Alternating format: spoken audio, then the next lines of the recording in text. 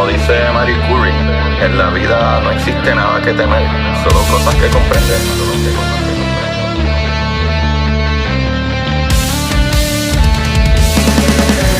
Recuerden, Corillo, buscar la manera de aprender que más le divierta.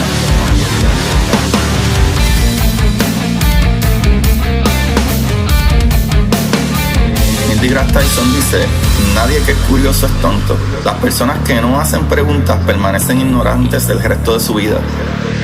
Y para ustedes, esto es curiosidad científica.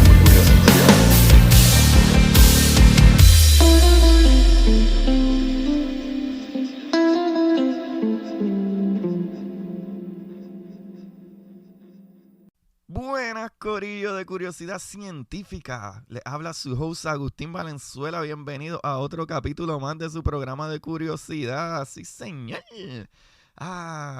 Nuevamente trayéndole las cosas maravillosas. Pero el día de hoy quería traerle algo que es súper poco común. Nunca lo hago. Siempre mis capítulos los escribo completamente, ¿verdad? Sacando información de diferentes páginas y poniéndolo todo juntito y dándole mi toque y dándole mi conocimiento, ¿verdad? Que es limitado, pero lo que entiendo de las cosas que estamos hablando. Y, ¿verdad? Siempre nos vamos por ahí para abajo, chuchín, chuchín, chunchan. Pero el día de hoy, Corillo, les quería hablar. Este capítulo un poco especial porque quería traer un artículo que me envió mi amiga Débora Martorell de Guapa Televisión. Débora Guapa, la pueden conseguir en sus redes sociales. Y gracias, Débora, ya escucha este programa. Saluditos y gracias por el artículo. Este artículo está ¿verdad? Puesto en claridadpuertorico.com. Pero este artículo se trata de las observaciones sobre el observatorio de Arecibo. Lo leí, me encantó, me enchulé de la escritura, me enchulé cómo está escrito. Y incluso es algo que muchas personas, algo medio sentimental, pero al mismo tiempo creo que es algo bien realista para analizar. A mí me encantan las cosas que me ponen a pensar, que me ponen a analizar y ver otros puntos de vista que me cambian la mente. Y esto me encantó mucho. Este artículo fue creado por el doctor Daniel Altshuler. Este artículo fue, ¿verdad?, soltado en febrero 3 de este año, hace unos breves días atrás. Nuevamente, gracias, Débora, por este artículo y quería compartírselo a ustedes. Este artículo tiene todo, desde una breve historia hasta la ciencia y el futuro. Y con eso creo que vamos a cambiar un poquito la mentalidad al respecto de ciertas cosas, o por lo menos ver otros puntos de vista que me parecieron súper interesantes. Y la escritura, ¿verdad?, del doctor Altshuler me pareció fascinante. Literalmente no va a ser como uno de mis capítulos regulares porque voy a estar leyendo este artículo que me pareció fascinante. Vamos a empezar como él comenzó el artículo y comienza con una breve historia. O sea, los videos que todos hemos visto fueron impactantes. La enorme estructura del radiotelescopio Arecibo cayó con enorme estruendo al fallar sus cables de suspensión. Y todos sentimos pena y angustia. Pero si se trata de la caída de las Torres Gemelas en Nueva York, o como si se tratara de la caída de las Torres Gemelas en Nueva York, es natural el deseo de reconstruir lo que para Puerto Rico era icónico y para muchos de nosotros importante ¿verdad?, una parte importante de nuestras vidas. El observatorio tuvo su origen en una idea del profesor William E. Gordon, entonces catedrático de la Universidad de Cornell, quien estaba interesado en el estudio de la ionosfera terrestre. Para los que no sepan qué es la ionosfera terrestre, vayan 2-3 capítulos atrás y hablo de todo lo que es la capa de ozono en general y todos esos layers, y uno de esos layers, ¿verdad?, una de esas partes de la capa de ozono es la ionosfera, que es de las más altas. No es la más alta, pero una de las más altas, casi la última. Pues la ionosfera, ¿verdad?, terrestre, una capa de gas ionizado, que es decir, que los núcleos atómicos separados de sus electrones, que se encuentran en una altura mayor de unos 80 kilómetros. Además del interés científico de poder estudiar la estructura y propiedades de esta región, había además un interés de defensa militar, ya que un proyectil intercontinental, presumiblemente soviético, que cruzara la ionosfera dejaría una señal detectable por un instrumento de alta sensibilidad, que este instrumento iba a ser el radiotelescopio de Arecibo.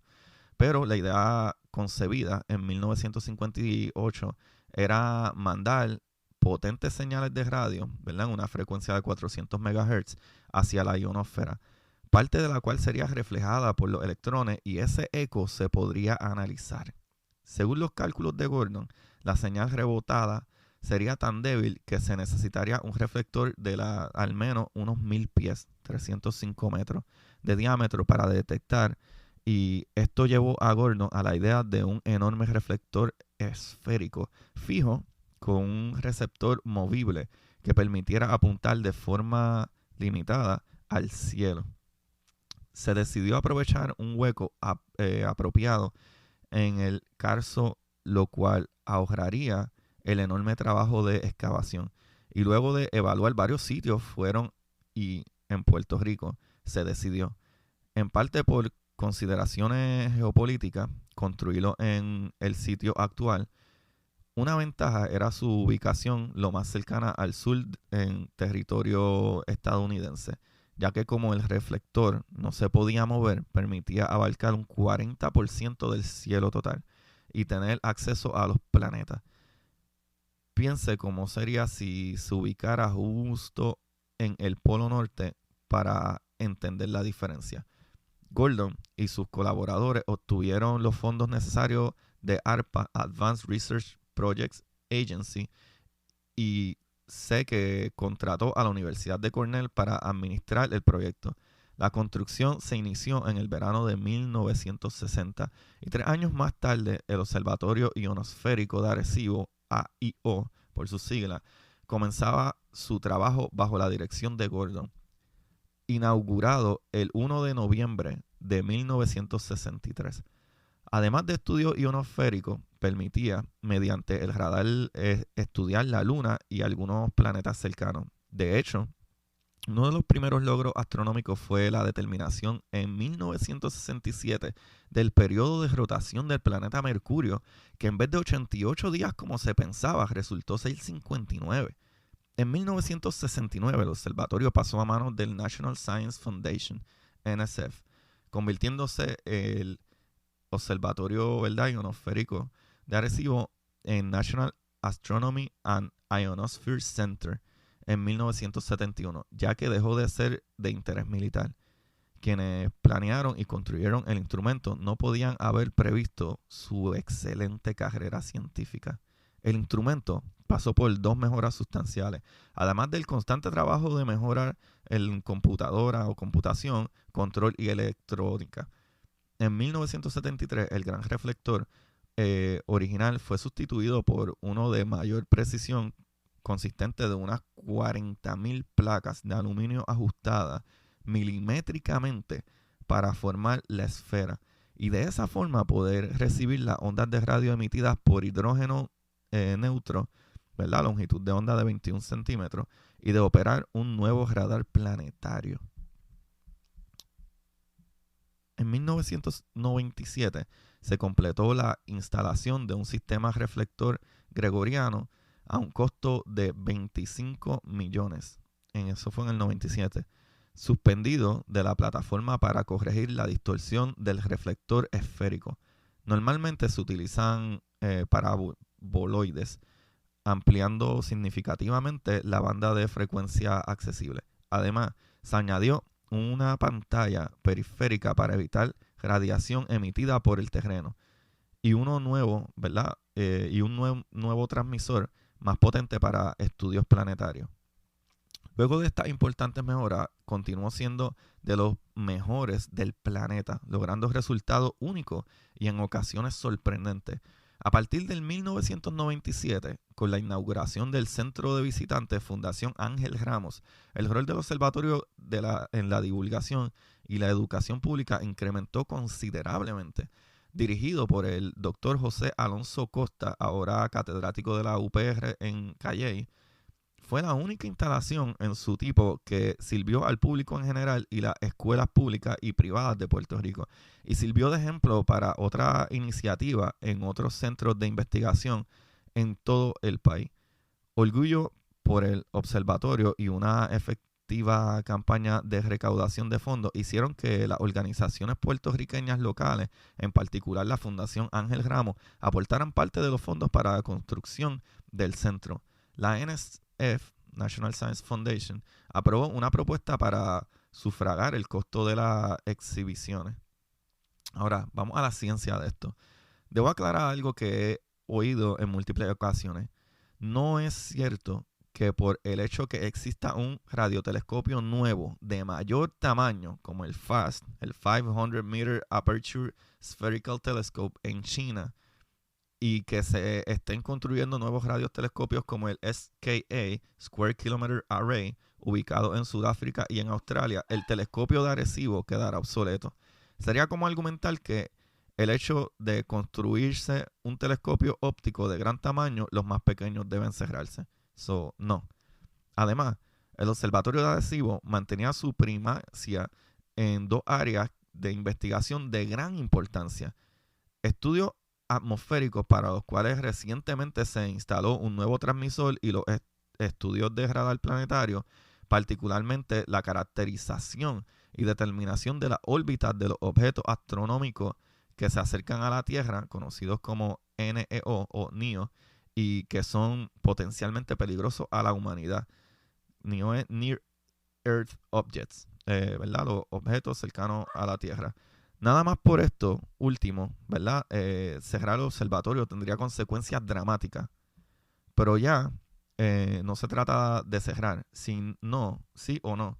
El colapso probablemente causado por una combinación de factores negativos naturales y humanos selló su suerte, ¿verdad? Que fue el huracán María y los terremotos, la reducción de presupuesto por parte del NSF y la falta de memoria institucional en los cambios administrativos determinó su destino. Me consta, ¿verdad? Dice el que escribió este artículo, que los nuevos administradores nunca consultaron con las personas que conocían el instrumento como la palma de su mano para comprender la importancia de ciertos componentes críticos.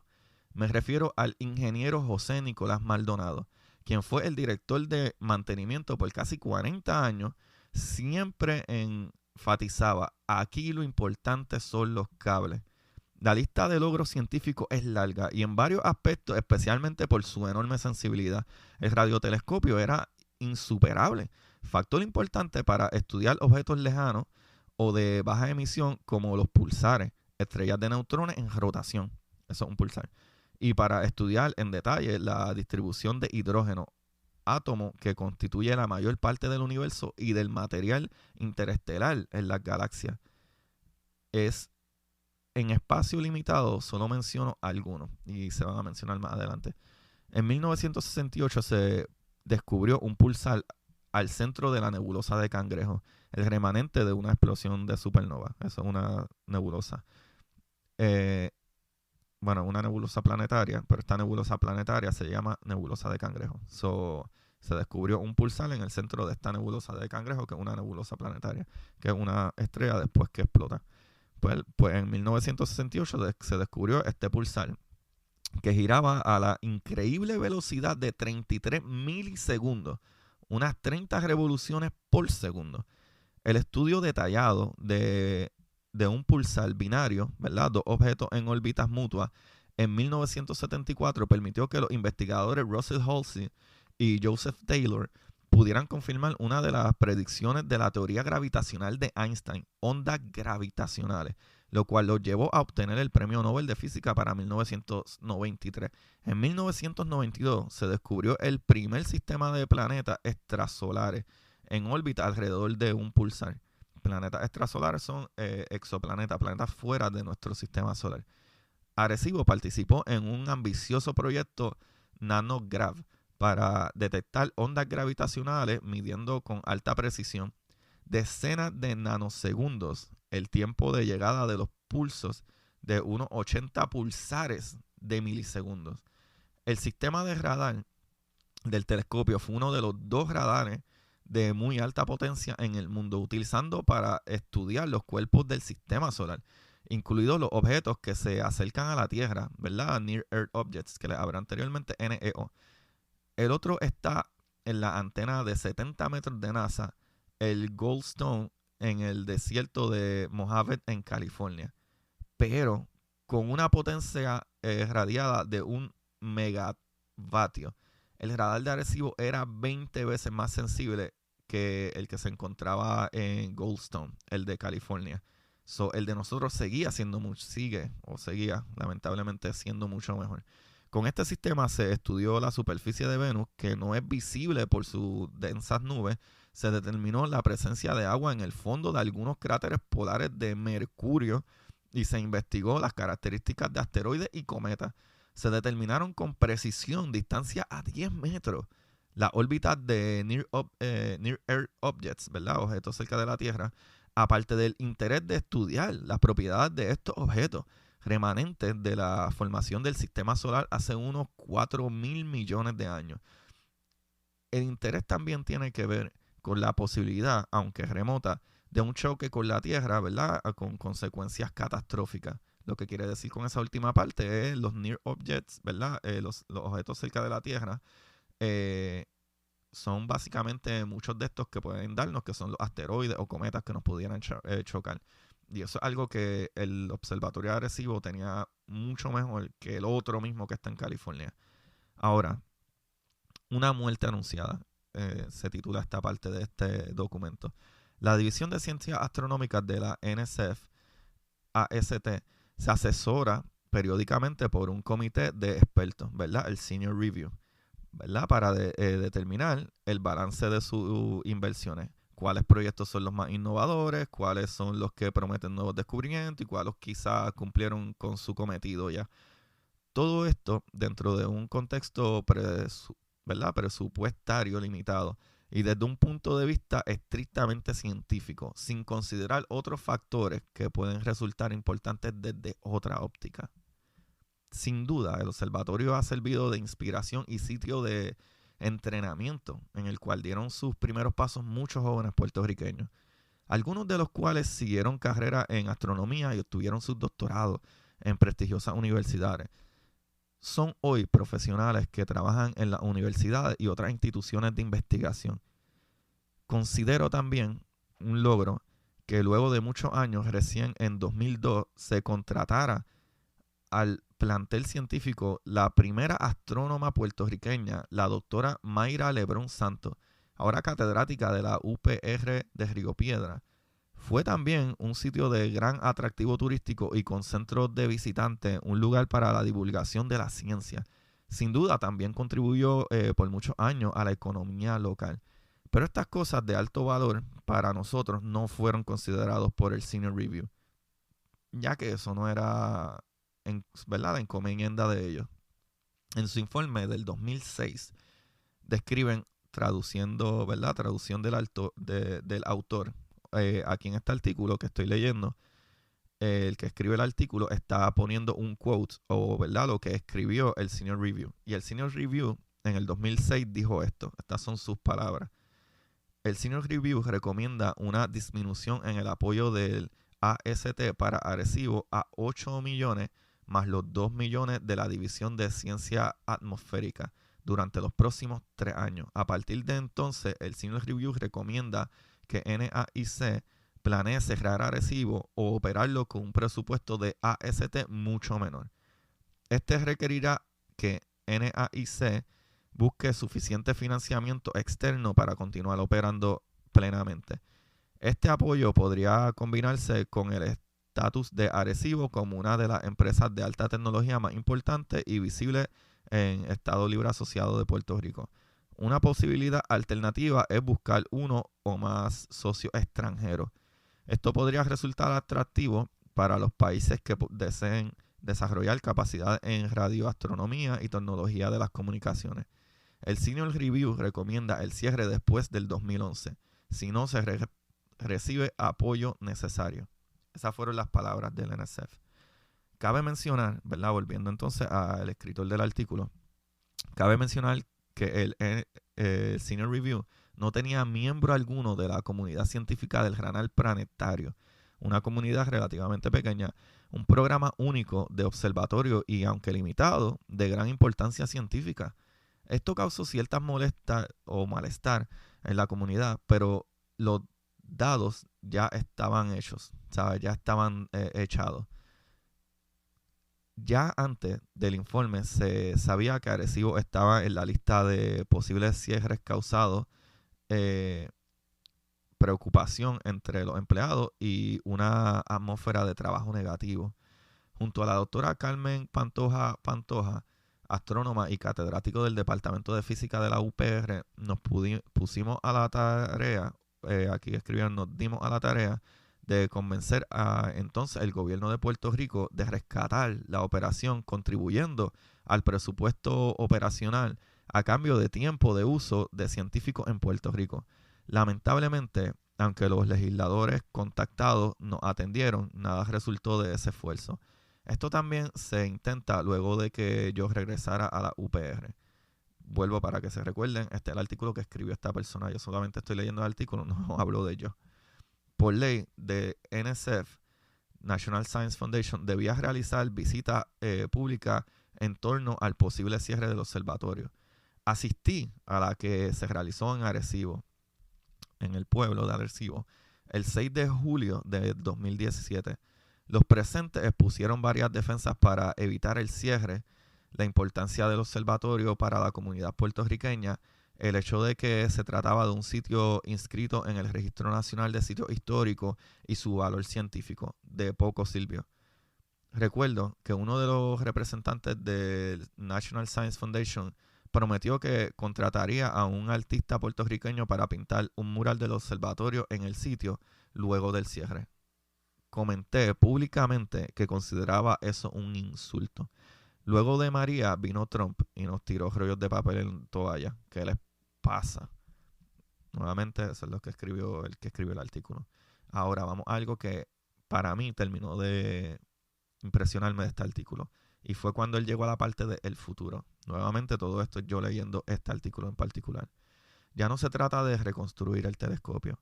De igual manera que no se reconstruye una casa destruida por un terremoto. Hay que comenzar de cero. Por más que queda una infraestructura y parte del reflector que también sufrió daño al caer la estructura, hay varios grupos de interesados, pasados y presentes usuarios del telescopio y personas que lamentan la pérdida de tan insigne y majestuoso aparato. Me incluyo. Ya se han producido nuevas ideas conceptuales de lo que podría ser Arecibo 2.0. Una consiste en un arreglo de unos 1000 pequeños telescopios montados en un plano movible que superaría las especificaciones del difunto telescopio.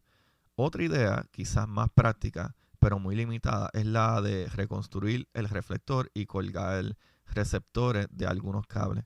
Pero una cosa son los sueños y sentimientos y otra son los razonamientos, y este es el mío. Aquí el autor de este artículo dice todos sus pensamientos, el cual creo que es la parte más importante de este artículo que le estoy leyendo y es lo que a mí me puso a pensar un montón y creo que les va a encantar.